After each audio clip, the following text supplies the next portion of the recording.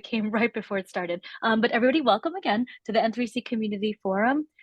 Today, I just wanted to remind everybody that this will be presented and recorded for our YouTube channel, so you can always, watch it again, send it on to other folks, and please use the Q&A button to post your questions or use the raise hand feature, and I will either speak up and ask your questions, or we'll handle them at the end, depending on the urgency.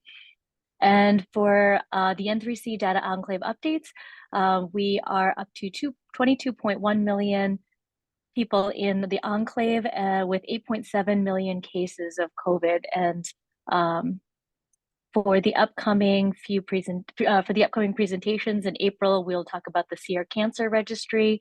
In May, we'll be looking at COVID-19 among patients with disabilities, and in June, we'll be looking at algorithmic best practices. And that brings us to the talk for today. And I'm very happy to introduce our speakers, Dr. Aubri Hoffman, who's the Director of Curriculum Development at Axle Informatics, Michael Lyons, who will be speaking to us as part of the outreach team for the All of Us program, Johanna Loomba, Director of Informatics, CTSA at University of Virginia and the N3C Logic Liaison, and Shawn O'Neill, from Bioinformatics in Colorado, who co-leads the N3C Education and Training domain team. I'm going to stop share, and are you guys able to share your screen? Yeah, I can share my screen, and I will drive. Perfect. If I can find the share screen button.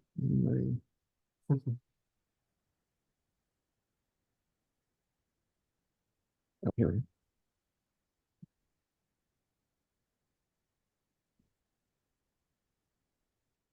Okay, can everyone hear and see okay?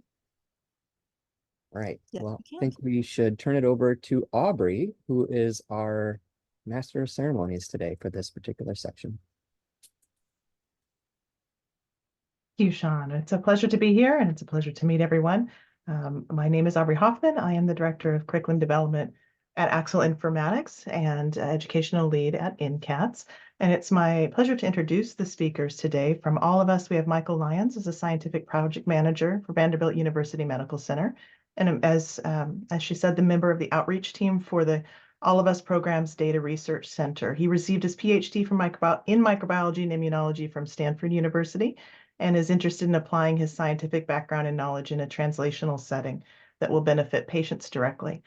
Fun fact, Michael has seen Komodo dragons in the wild, which I have as well. Komodo is an amazing island, not too far off from Bali there. I encourage you to take a trip. Also from All of Us, we have Christopher Lord, an IT project manager with the All of Us Data and Research Center, led again by Vanderbilt University Medical Center. And from the N3C, we have Shawn O'Neill, an assistant research professor in the Department of Biomedical Informatics at the University of Colorado Anschutz, and he co-leads the N3C Education and Training domain team. His background's computer science, bioinformatics, and machine learning, and he enjoys teaching and learning in multidisciplinary settings. Fun fact for Shawn, he was on daytime TV once. His wife, at that time fiance, got him on the Steve Harvey show for a wardrobe makeover. And Shawn, I hope at some point that you will share the video. That must have been an interesting experience. Also from N3C, Johanna Loomba is the Director of Informatics for the Integrated Translational Health Research Institute of Virginia. She's a systems engineer with extensive experience in clinical trials management, as well as designing software to support research. She's also the co-lead of the N3C Logic Liaisons, a group that builds the code templates that accelerate the feature derivation and support study-specific quality assessments. And Johanna's fun fact for today is that she drives a 1960 Chevy Bel Air, very cool, and loves the stories and histories that it uncovers in the people that she meets. So welcome everyone and our esteemed panelists, and I'm going to hand it off to Michael to get us started. Excellent. Thank you, Aubri, so much for that introduction. Very excited to be here. So Shawn, I think you're controlling the slide. So if you can go to the next slide, what we're going to start with is kind of going over an overview of what our individual programs are. I'm going to be up first with the next slide, going over what is the All of Us research program. So hopefully give you an overview of that and understand some of the reasons that we're here, what real world data we're working with, and some of the challenges and kind of future things that we want to look at. So if you could go to the next slide. So all of us is really trying to develop one of the world's largest and most diverse biomedical databases of its kind. So the goal of our program is to go up to and beyond 1 million participants within our cohort, with an emphasis on historically underrepresented in biomedical research participants. So currently what we have available for researchers, we are at over 413,000 participant data.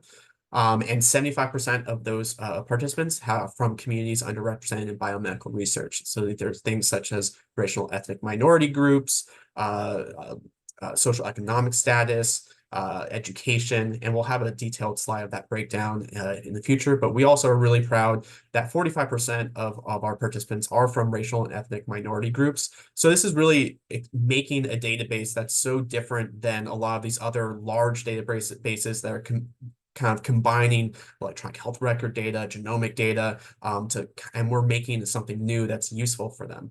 And then next slide. The real kind of purpose of this is to get this data and have a longitudinal data set that combines different factors. So looking at biological factors like genomic data, as well as social determinants of health. So we get information on surveys, electronic health records, and the real purpose is to influence precision medicine, to really help these communities that have previously been left out of these large-scale biomedical studies. So the idea is that we build these communities with our participants and researchers, make this data easily accessible to researchers, and then have researchers do research with our data and really promote new science and move it forward and make a positive impact on a lot of different communities. Next slide. Yeah, so as I mentioned, that's really our mission, is just pushing forward to precision medicine by having this wonderful, rich, and large database across many different communities and different types of participants. So that's where our researchers really come in and making this possible and making this dream a reality. We just provide that data. Next slide. For a breakdown of what kind of really makes our data so special, in addition to how large it is that diversity that we have. So as I mentioned, 74%, 75% are from at least one kind of characteristic of a historic underrepresented in biomedical research. We have our category breakdown here. So we have non-white race or Hispanic Latino ethnicity, age over 65, less than a high school degree for education, income, sexual gender and minorities, as well as disabilities. So these are really, really exciting to us and looking to kind of expand the type of research that's done with these types of participants. Next slide. Looking specifically at what data that we provide to researchers, we have a number of different types of data. So we are able to combine all of these to make some really interesting holistic research questions and aims. So we have survey questions. This ranges from looking at things that are social determinants of health, personal backgrounds, demographics on participants, and that's the initial data that all registered participants initially fill out, is that basic survey that looks at kind of basic aspects of their life. So that's why we have over 413,000. That's our largest group. Participants can then opt in to share other types of information, such as physical measurements like their height, weight, and other things. So we have over 337,000 participants that have shared that information. As well as they can also opt in to share their electronic health record information, where we have over 287,000 participants that have shared their electronic health records. These are also counts that are currently available to researchers to use. In addition to that type of data, and we also have Fitbit wearable data on over 15,000 as another phenotypic type of data. We also have genomic data. So we have almost 250,000 whole genome sequences for participants, with over 312,000 genotyping arrays for participants. We've also, in our last update last March or April, we added structural variant information as well as long read sequences. And what's really also exciting about this database is that we're constantly expanding what type of data we provide, as well as the counts. So we're going to get more structural variant data, but we're going to get more long reads data, but we're also going to include other types of data and more surveys, which is also really exciting. So next slide. Finally, how does this kind of data all come together and get into the researchers' hands? So essentially, as I mentioned, the participants opt in to share their data, and then we have our Data Research Center, the DRC, which kind of comes together, collects all this data, curates this data, and then brings it into the researchers' hands through our cloud computing platform, the Researcher Workbench. So our data is available to any nonprofit or academic institution. Previously, it was only for US based, but we have now expanded to international, which is very exciting recently. So anyone in kind of one of those institutions is able to apply for free to gain access to this data. And the only costs are really for your kind of storage costs and cloud computing environment costs, which is very exciting. And lastly, next slide, just an overview of where we are with our researchers. We have a very wide range of researchers that we engage with, from bioinformaticians, data scientists, early career and late career, epidemiologists, geneticists, all sorts of people across a wide range of institutions, over 700 institutions, over 9,000 registered researchers with over 9,000 projects. So we have a lot of different people and a lot of different kind of interests kind of all coming together and using this data, which is really exciting. But it also presents challenges on its own front. And so that's essentially a generic overview of all of this research program. So I'm going to hand it off to Shawn to kind of go over N3C. Thank you, Michael. Yeah, so it's really awesome to see those amazing things about the All of Us program. As many of us here in the N3C community forum might already know, N3C was developed primarily in direct response to the COVID-19 pandemic, when we really wanted to rapidly accumulate lots and lots of health record data that is COVID-related, specifically to address the challenges there. So this is, of course, not easy because health data are all over the United States in different formats and databases, and they're largely not interoperable. And so what N3C did in order to speed this process up was to leverage the work already been done by some organizations who work in consortia to put their data into one of a handful of common formats, which we call common data models. And then from there, of course, we grab that data and we stick it into our cloud computing enclave platform and harmonize it into our own preferred common data model of OMOP, which happens to be the same common data model used by all of us, it's worth mentioning. And from there, we very carefully provide curated access to those data to research teams so that they can do their research. So what is actually in these data for N3C? Well, the way it works is that all of those data contributing sites first run some scripts that go into their research data warehouses where they have their commonly formatted data, and it looks for all the COVID-19 patients, which are confirmed by things like lab tests or diagnosis. And they also flag any suspected or possible COVID-19 patients from early on in the pandemic based on symptomology from when there were no lab tests or diagnoses available. Once they've sort of identified all of those COVID positive patients in that way, they also identify twice as many other patients who would be tempted to call controls, but let's be honest, this is not a random sample. And we don't necessarily know that just because someone had no indication of COVID in their electronic health record, can we guarantee that they have never had COVID either. Nevertheless, it does make a nice comparison set for when you want to do that kind of work. Once all of those patients have been identified, then all the data about those patients is grabbed from 2018 to present, and then pulled up into the cloud and harmonized into our database, which now sits at 31 billion rows and 22 million patients. We make the data available to researchers in both de-identified and limited dataset versions, the latter of which does require IRB approval in order to access it because it has accurate date information and more detailed geographic location information. So of course, we wouldn't be able to do this with all of our contributing sites, and there are 83 of them now. That's not even counting the sort of satellite sites of many of those. So there'd be too many to list here, but if you want to go, we do have an interactive dashboard where you can go and see all of the contributing sites and browse around them, as well as a bunch of other patient characteristics that we have in the database. We also have the ability to link in non-EHR-based patient information, in particular to enrich information around mortality and death information, some viral variant information for patients who have that available, billing data from Centers for Medicare and Medicaid, and most recently some SEER, I believe it's Cancer Registry data. Those we're actually able to link to the patient records via a cryptographic technique known as privacy-preserving record linkage, which is pretty cool.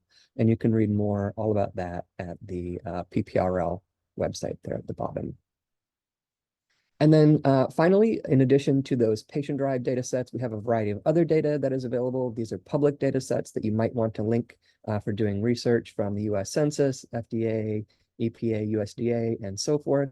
And these are particularly useful for those who are interested in doing social determinants of health research or similar things. And if you want to have a particular data set ingested so that you can use it along with the patient data, that is possible. There is a request process to make that happen. So that's an overview of our programs. Now I'm going to hand it back over to Michael because we, both the All of Us programs and N3C, have some interesting opportunities for training and education, and we'd like to show those off.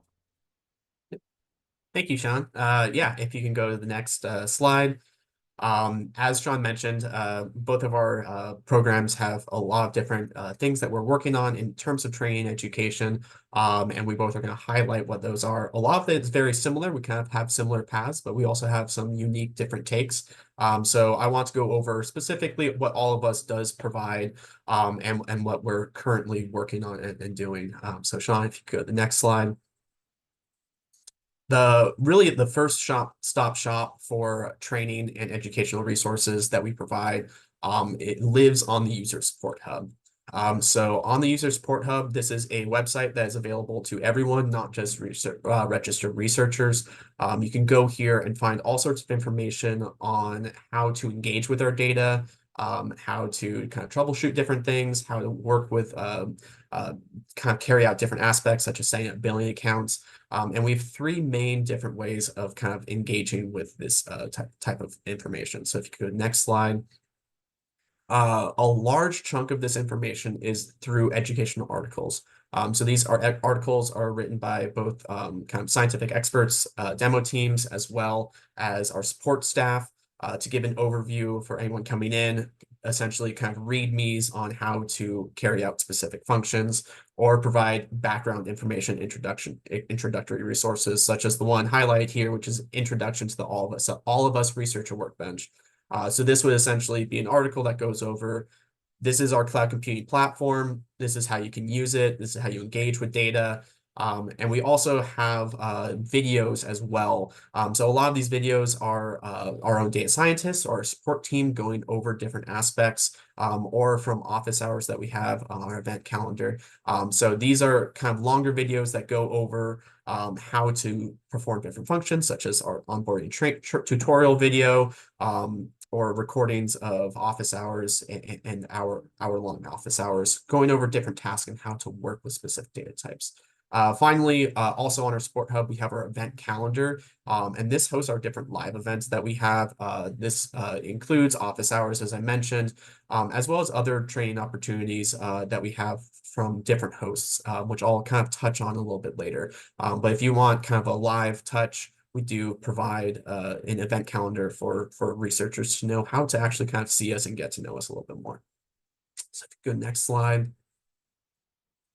Another thing that we have that's very, very helpful and useful for kind of learning your way around and for kind of understanding and learn and training are our featured workspaces. So these are actually on the Researcher Workbench itself, so the cloud platform, and they essentially provide blueprints on how to carry out different tasks. So these are different things of how to work with specific data types. So as you can see there, we have how to work with all of us survey data, or how to work with genomic data. There's also different tasks that you might want to perform, such as how to back up notebooks and intermediate results, how to run notebooks in the background. So essentially, new users or experienced users can go here and specifically look at how to carry out a function, use our code, adapt it for their own work, kind of just replacing what we have with their data. And we really hope that this is a really nice blueprint for them to learn from and expand on in their own research as well. So next slide. Finally, we have our own support team, which handles a lot of different aspects of keeping this up and running.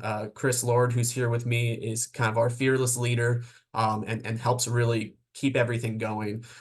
So we have our support team that helps answer emails constantly.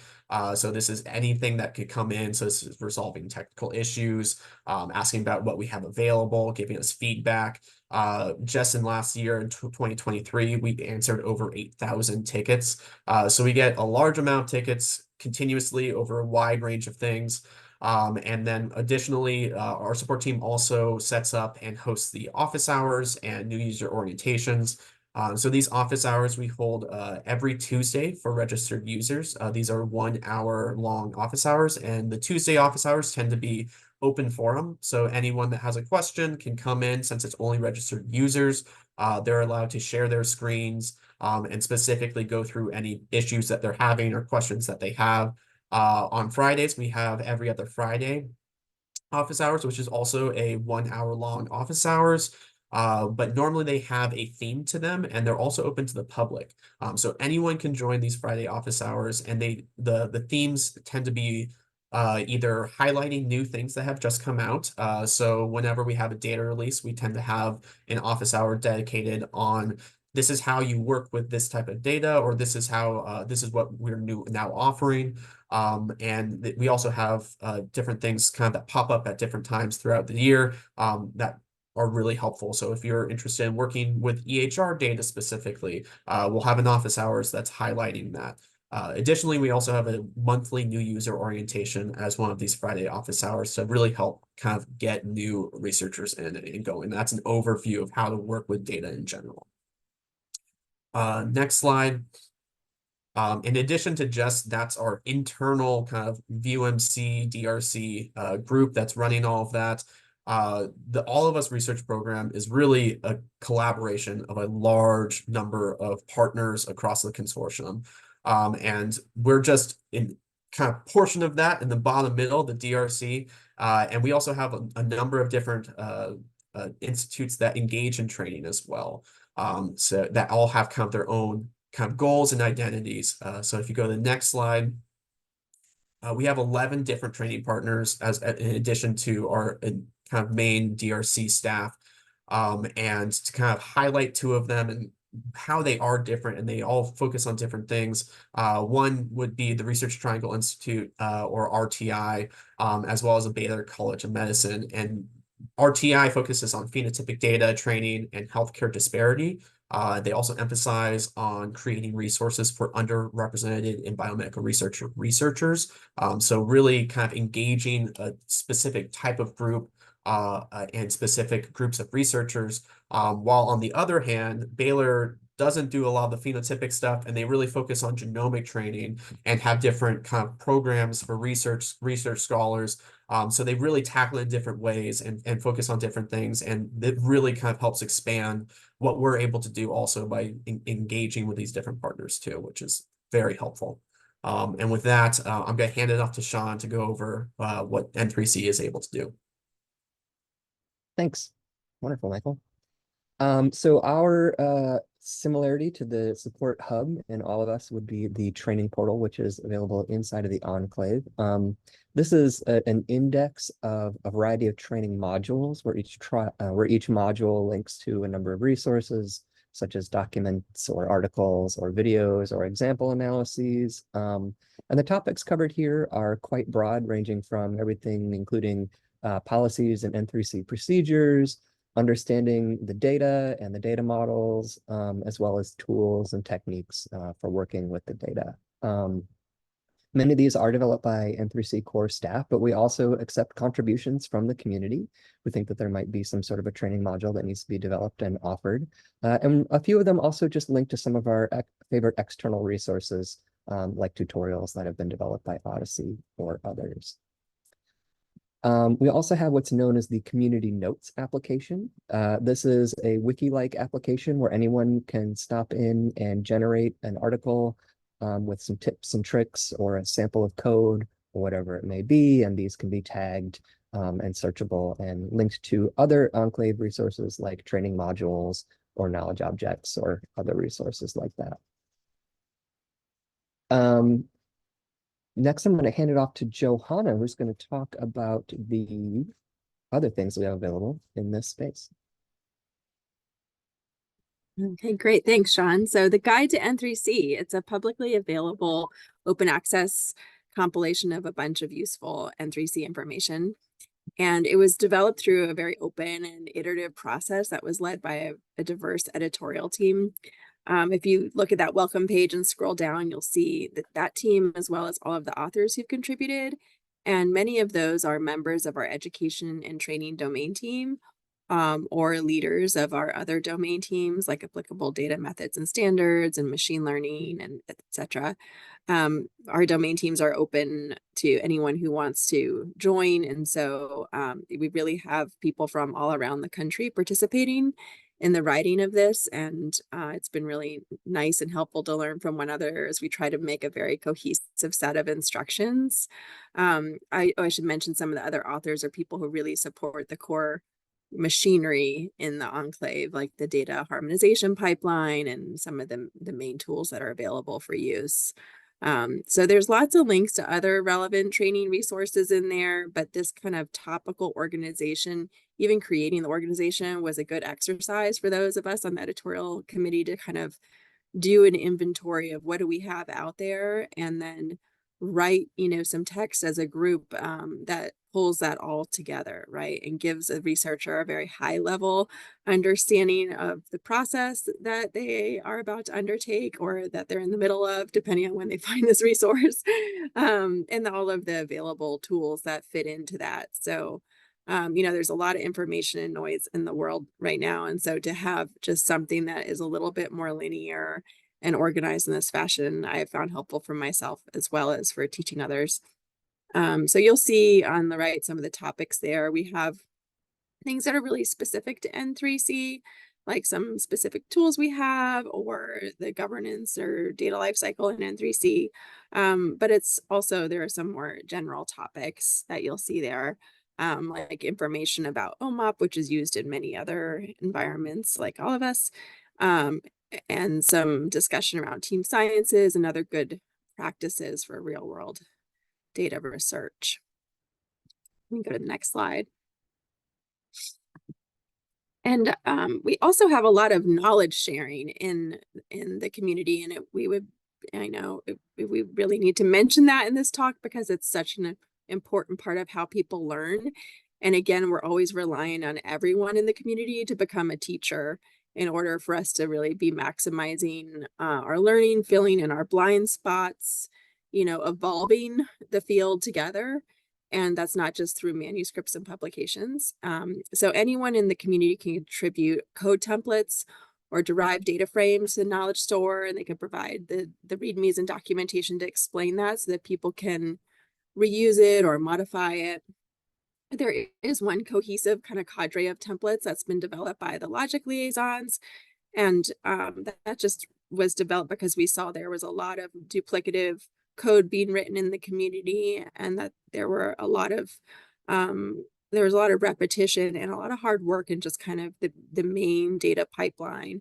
And so those are mostly supporting the variable derivation, but also allowing researchers to really quickly do quality assessments from the raw data all the way through towards the end of the process when they've created their data frames for analysis.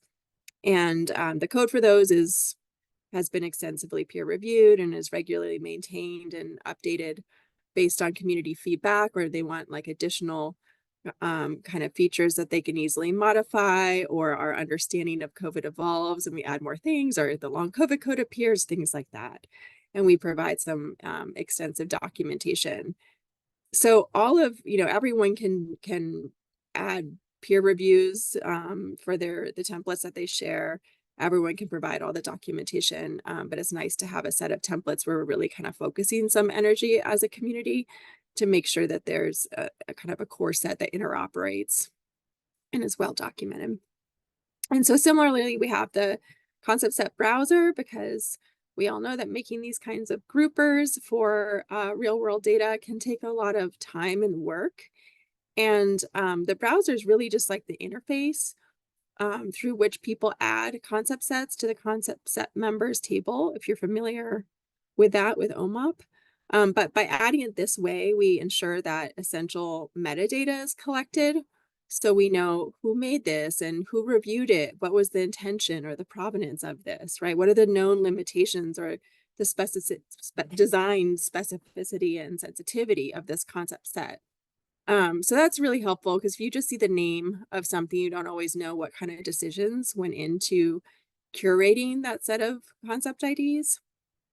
And kind of similar to the logic liaison templates, and in fact used in our logic liaison templates, are a core set of concept sets that were developed by the data liaisons in N3C. And these have been vetted by clinicians and informaticians. They go through kind of an extensive process of comparing a lot of external concept sets that have been validated and internally created ones, and looking again for where are our gaps, what have we missed, or what have we accidentally included potentially. And so those are maintained as the vocabulary is updated, and then we again have that essential metadata captured there. Anyone can publish their concept sets to Zenodo, to the N3C Zenodo, but all of the N3C recommended concept sets are published there with all of their versions and the metadata available. And those are in JSON format for easy reuse by anybody outside of N3C as well. So yeah, these are referenced in many trainings, these knowledge objects, and they're a great resource for independent learning. But I just want to again return to the fact that anyone can contribute these things, and we've all learned a lot from kind of surprise objects coming out of the blue and then becoming a great asset. Next slide. I'll go back to Shawn. All right. So going back to some of our training and onboarding, in terms of live events, we have had a variety of different live events, but they've sort of shifted over time as the N3C community has evolved. So way back in the day, we did offer live orientations. They were quite popular at the start with upwards of 100 attendees, but it wasn't long after we were posting them on YouTube for others to see at any time that they wanted, and we can, with other resources, that the attendance really trickled down to just one or two. So we ended up just going with videos live on YouTube for those. We also had an Enclave users group. This was a weekly forum for folks to stop by and give demos and tutorials and little methods, tips, and so on and so forth. This was a challenging one to do, because we wanted to be able to record these and make them very publicly available, but we can't do so if people are actually going to show their demos and methods on real patient data. So we do have some notional data sets, and we worked with each presenter to make sure that they were prepared to present what they wanted to on those notional data sets. Eventually, it became too difficult to keep the schedule going and find the presenters, but we did get a good run of some 70 odd presentations in our Enclave users group. And those are all indexed in the training portal in the Enclave users group module, along with the demo materials that each presenter brought with them. While I'm thinking of it, we do often run special topics webinars when there's a new tool or a new data set or a new something or other in N3C. And when we run those, we record them and index them in that training portal as well. More recently, we've been having a lot of fun with what we call short courses. So these are developed by the Education and Training Domain team. And we just wrapped up a 6-week short course, which gives folks a chance to onboard and get some experiential learning with N3C. We ran a 4-week version of this a couple of years ago, and it was reasonably successful. There seems to be a good amount of demand for this kind of thing. So if you are interested in getting involved in doing any of this kind of stuff, please do check us out over at the Education and Training domain team. We talk about all things far and wide education and training in this space, and we like to think we're a pretty friendly group. Moving on to user support, we also have tickets and we also have office hours. So we have not one ticket system, but 2 ticket systems. We have an Enclave external ticket system, which is great for sort of administrative questions, and especially if you can't get access to the Enclave, then that would be the obvious place to answer that question. And we also have a ticket system that lives inside of the Enclave, which is a great spot for people to ask questions about the sensitive data itself, about code and debugging, and so on and so forth. We also run office hours. These are Tuesdays and Thursdays. They are a little bit freeform. So the way we run these is they are staffed by active researchers from a variety of different contexts in N3C, as well as sort of N3C core staff, which really helps us be able to answer those tricky questions. Everything from, policies around N3C, getting started, to helping debug code. I should mention that we also get some staffing support from the platform engineers, which is really great when they're available. And we can even do a little bit of helping people plan their research out because we have so much great expertise who are hanging around in office hours. We use breakout rooms quite extensively to help multiple people simultaneously, and to make sure that the data privacy is respected in the way that it should be, so that people aren't seeing data they shouldn't be able to. And we've helped over 200 people last year in office hours. It's also just a really great sort of when things are quiet for all those researchers who are there to help, to catch up with each other, and sort of acts as a virtual water cooler so people can just chit chat and find out what the latest gossip is around N3C or other things. Although not sort of officially user support from my perspective, I do want to mention the domain teams. Education and Training domain team is one of them, but there are many clinical domain teams. For example, a cancer domain team, immunosuppressed and immunocompromised domain teams. And these are sort of umbrella groups for researchers who are working in a similar theme to collaborate and communicate with each other. And this works out really well from a peer-to-peer support perspective, because there are so many things about these data that are really difficult to know and are very niche to some particular clinical aspect of the data. And so these are really wonderful, and go check them out and get a hold of one if you want to join in.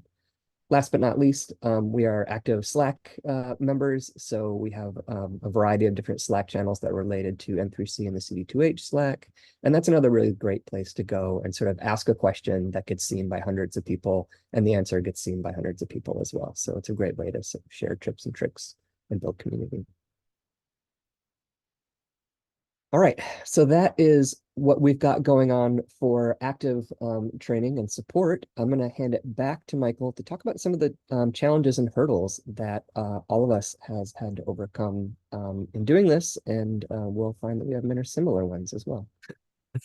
Yeah, thank you, Shawn. I appreciate the transfer, and I'll go into kind of 3 big ones that we have. And one is that it's been difficult to really create a researcher community.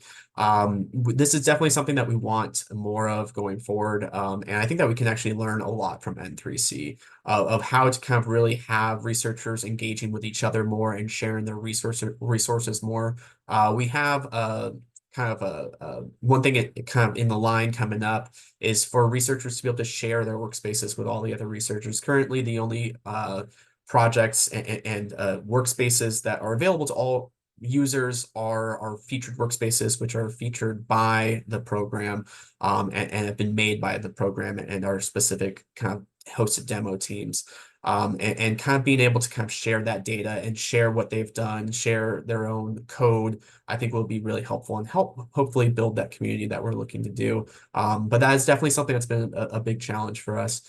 I think one aspect that has led to that is that we have such a wide range of researcher backgrounds and interests and levels in coding and in different types of data, electronic health record data, social determinants of health. genomics, so such a wide range of interests, and that also leads to a wide range that's needed from support. So it's encompassing a lot of different angles, and a lot of things are asked of us, and just kind of addressing all of those needs is always a challenge, and something that we're always striving to do better. And then also another thing that we do have, as I mentioned, we have our support hub that houses a huge amount of materials and articles, videos, but we always still get support tickets that are like, oh, you can go check out this article or check out this resource that we have. So finding out how to better kind of promote what we have and have users engage with the resources that we already have is another thing that we're always thinking about and pushing forward as well, and trying to develop and get better. And now I'll hand it off to Shawn, and I know that we have similar lists, but I know that you also have additions on top of that. Yeah, actually, Johanna, did you want to take this one? Sure, yeah. So very similar indeed. I think with the community aspect, we did have an advantage with COVID being what we were all gathering around, and still that's a small scope, right? Compared to just ask anything. And N3C, we're going from that narrow scope out into, like, new tenants with broader, different kind of clinical focuses. But having just that topical focus, as well as just the kind of moment that we were all in. A lot of people stepped forward and joined together and created those domain teams that Shawn talked about. But really maintaining those communities has been hard, as that focus kind of wanes for us as a society in some ways. And then we go back to the typical gravity in this world that is funding, right? And so, like, where's my money coming from? And that's who I'm working with and what I'm doing. And so people end up only really interacting with those folks that are funded with them to do something. So I think that's kind of a typical pattern that we see kind of pushing its way back into N3C now. Skills, knowledge, interest, the diversity of the people we have coming in there is very big, right? And trying to meet all of those needs appropriately. You don't want to lose the people who know stuff already. You want to help the people who don't. So that range is really big and challenging. And then again, engaging with the existing resources. So it's we have so much information, and so how do you curate that? So again, the guide to N3C was kind of our first stab at doing that, but it's definitely not our last stab, because really that was just kind of more for an N3C project. Here's a roadmap to those resources. But what we weren't able to do there was really fill in kind of all of that knowledge gap from that second bullet, which is there's a lot there. And when it comes to real world data, and there's still really a need for us as a community to come together and create some cohesive trainings around all this. And then really that main gap, as I see it, is the data literacy that is really everybody, and myself, every single person now probably on this call. I would challenge you to ask yourself, like, do I know everything I need to know about this kind of data, right? About how it's collected and how much of it's making it through to me, and what about the data model I'm using, or the vocab version, etc., right? And so that's evolving. It's different for every research question you ask. It's different for every single variable you make. Like what you need to know here is different, but there are some good common themes and some a strong foundation that we could all lay and that we would share. So I think we'll go to the next slide here. Shawn? Yeah, this slide I sort of added because, I am tasked to do this kind of thing at CU. I teach a course sort of about observational electronic health record data analysis. And one of the challenges that I run across frequently is that there are, these spectrums of knowledge, and there's a number of spectrums of knowledge, and they span a really wide gamut, right, of things that you kind of need to know to be effective in a platform like N3C, and I presume all of us as well. Like from the regulatory perspective, of course, there are very broad general topics like HIPAA and the Common Rule, IRBs, if you're going to be working with data, you might need to know something about DTAs and DUAs. And then as you get more and more specific, you get into things that are very specific to the data that you're going to be working with, which might be, in our case, the DUR process for N3C or our specific policies and procedures. The same thing happens in methods and data, which I've sort of mushed together, but really are two kind of separate spectra here. You have everything from very basic and generalizable knowledge about statistics and machine learning, observational data analysis and biostatistics. And then as you get more narrow down into health data and vocabularies, you get more niche knowledge, common data models, and then the OMOP common data model, right? And then we have within N3C various OMOP editions and our linked data. And then the same story plays out over in tools, where we have very generalizable knowledge and skills going down into more sort of data specific or common data model specific tools, coming out of Odyssey into platform specific tools, and then again, our very platform specific procedures and tools and processes.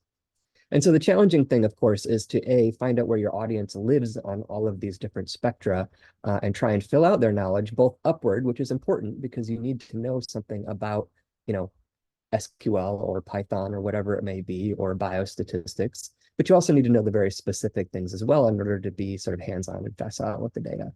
And so I think that, in terms of thinking about collaborations with all of us, it's also interesting to look at, at which level across these different spectra we have things in common and where we start to diverge. And so those are sort of the interesting challenges that I just started to think about. That said, it's always nice to look toward the future and think about where we're going in light of where we've been. So I'll hand it back to Chris to talk about future directions and all of us. Thanks, Shawn. As I mentioned, one thing that we definitely want to get better at is building that researcher community. And we have a couple of ideas going forward, but we'll obviously definitely keep thinking about that. And I think, as I mentioned, we have things to learn from N3C and apply, which will be really cool. But another thing, to kind of two areas of focus that we have going forward are working and using and having more live demonstration workshops, as well as expanding our video resources to include short form video tutorials. So we've previously done a number of live demonstration workshops at different conferences and have done a couple virtual workshops as well. And we've gotten very good feedback on them. We have found that in this type of kind of setting where you have a lot of different data, the resources are grand, it's people entering cloud computing, it can be very overwhelming. And a lot of times the best format for kind of getting people in and learning is really having that hands-on approach where you're able to talk through with somebody and having a guided session.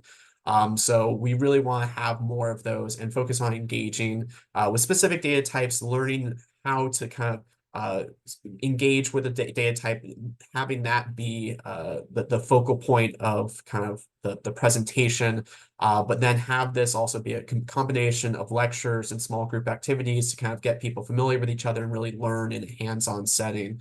And that's something that we're really interested in moving forward. And then on the other end, for resources that are kind of things that people can go to when it's not in a live setting, these kind of short form video tutorials. So we have a lot of articles detailing things, and we have a lot of very long videos going over aspects. But some of the feedback that we've gotten is that it'd be great to have just a really quick, almost TikTok-ish for the new upcoming young researchers that are jumping into the platforms and might not be as engaged with reading an article, but want something quick and easy to kind of digest. And having these types of different ways to engage with data and learn things.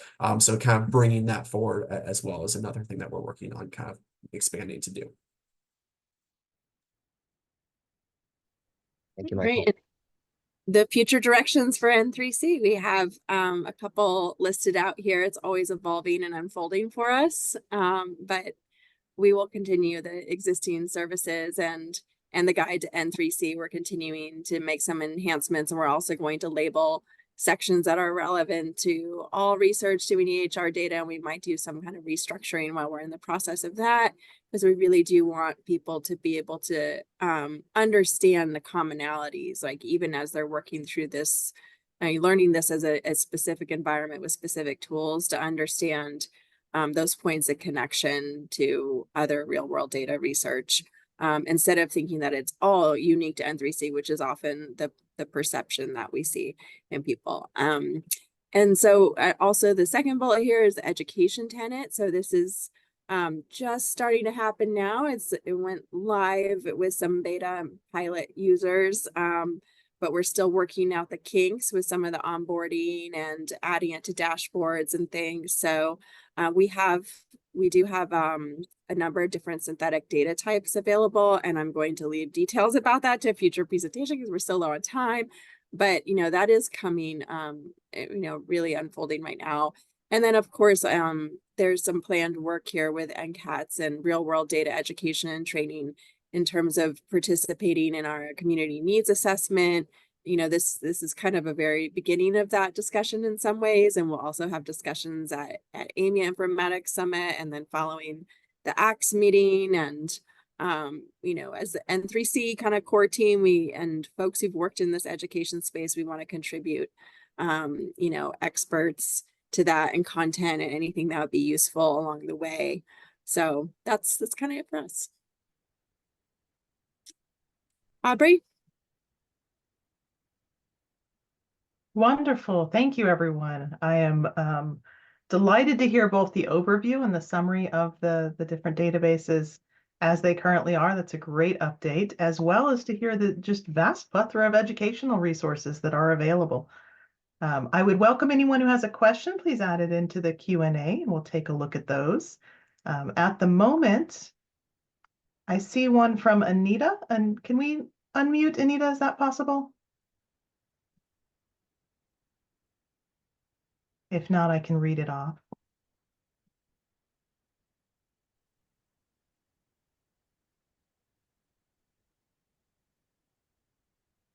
Let me go ahead and read it in the interest of time. What aspect of your trainings can develop skills that can be applied to other real-world data settings or databases? Shawn and Michael both, I know, Shawn, you talked about some of the items that go from general down to specific. Are there maybe 2 to 3 that you really are seeing a lot of requests for, or that are areas that you would want to lean into? And then same for Michael as well. As Johanna mentioned, the guide to N3C does have some sections which are more generalizable and pertain to, lots of information about good practice in this space. And we're going to be going in and sort of isolating and tagging those. We also link out, and we do some things on OMOP Common Data Model, which would be, shared with our All of Us partners, and hopefully lots of other places that are using OMOP Common Data Models. Beyond that, we don't have a ton on really basic information that would be appropriate or found in many online courses already. So we've been, to date, largely focused on the things that are, need to be developed for N3C for people to be going forward. Great. Michael or Chris? Yeah, that's an excellent question. And Shawn, we have a very similar stance as well. One thing you mentioned that would be overlapping is all the resources regarding kind of navigating OMOP and kind of working with data in that structure and that vocabulary. I think is very useful across a range of different consortiums. But similarly, we don't do a lot of kind of general coding type of work or kind of those initial, like really getting yourself ready. We have some resources that are kind of to kind of familiarize with cloud computing platforms in general. That could be applied to other things as well, just kind of understanding how these work and considerations that you need to make while doing cloud computing platform, computation rather than kind of on your own machine. But a lot of it is kind of focused on, okay, this is what our platform is and how to engage with the data in that way. But yeah, there's definitely overlap that can be expanded and applied in different ways, but there's also specific aspects too. Great. I'll follow up with a related question where we've talked a lot about the rising interest in generative AI. Many universities and institutions, particularly medical schools, really want training in this area. And there's just an influx of researchers that want to really get into this area, but but they might be new to real world data, either from a data science background or a clinical background, but that unique combination of both healthcare and clinical data management, as well as understanding translational science and big data, team science. What are you seeing as trends and themes in your office hours and your support desks?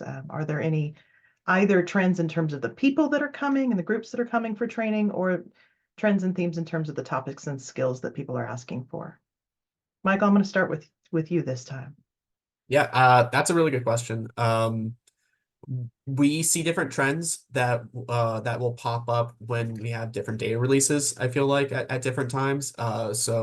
Obviously when we released genomic data, all of a sudden we started getting more geneticists and things like that. In terms of like AI compatibility, Chris might be able to speak to this a little bit more, but we currently don't have any AI compatibility since it is within a protected environment. That is something that we want to kind of expand on and be able to bring in. I think it would be super, super helpful and useful. But that is not something that we've been able to embrace with new updates quite yet, but we're working on that. If you have anything to add, Chris, go for it. Yeah, no, Michael's exactly right. And I think too, we just generally get a lot of questions about cloud computing from people, especially who aren't familiar with it. So, which is completely understandable because for a lot of people, it is a new thing. So that's one trend I feel like that has, since we've started, we've just sort of seen a lot of questions about how to manage a cloud environment, especially now, like Michael said, genomic data is available, so it's more complicated in a lot of cases. Yeah, and as Michael said, we'd like to leverage AI in the future, but it's just sort of a matter of policy about getting it in there. Understood. Shawn or Johanna? Or yeah, I'll make a comment on it. So we have used generative AI some in the enclave now for the help tools and surfacing some of these trainings. So that's built into the tooling, but not like the trained models are all available for people to plug right into their analytic pipelines. I definitely think we see waves in terms of different classes that are happening that are using the enclave, or like the long COVID challenge that happened. We saw, a lot of people kind of asking about the coding of UNI9 codes in the data, or all kinds of things around that topic. So we have waves that are driven by large groups that are using the enclave. I don't know if Shawn has anything to add. Yeah, certainly from a traditional machine learning perspective, there's a lot of interest in that. And there's a machine learning domain team, and there's a machine learning chapter in the guide to N3C. In terms of generative AI, I'm personally very excited about the intersection of generative AI and electronic health record data being English language based as well. But we haven't seen a whole lot of usage of it directly yet. I've actually played around in the All of Us platform training large language models on your data. So you should be pleased to know that that's very enjoyable over there. But yeah, I'm really excited to see this happen. And I hope that we can find ways to sort of demystify those a little bit with some better training opportunities. Great. Well, I want to thank everyone. We are right at time. And so I want to bring us back to there and on everyone's time. At the same time, I also want to share that we are going to be moving forward throughout the rest of the year with some educational initiatives. And so more presentations like this and more information to come. We're going to follow up by email and reach out and see who might be interested in education and training initiatives moving forward. It is our desire moving forward that we would be able to curate and raise the visibility of the platforms that are available, as well as their training materials, and then also assess where are the gaps and how might we fill them within our community. Lots of great resources out there. Some of them are available publicly, some are not. So I'm looking forward to engaging with everyone. We'll do some landscape analysis and needs assessments. And if that's something you're interested in, we're going to follow up by email. If you'd like to be a part of that, just let us know. All right. Rachel, back to you. Great. Thank you so much, everybody, for attending. And I definitely want to sign up. I'm thinking I have a clinical informatics program, and we're always trying to think how to train our fellows. And I end up using N3C as examples for clinicians interested in research. So trying to figure out how to make that more systematic and reach a wider audience is always really valuable. Thank thank you everyone so much, and we'll see you next month. Wonderful. Take so much for care. having us. It's a pleasure.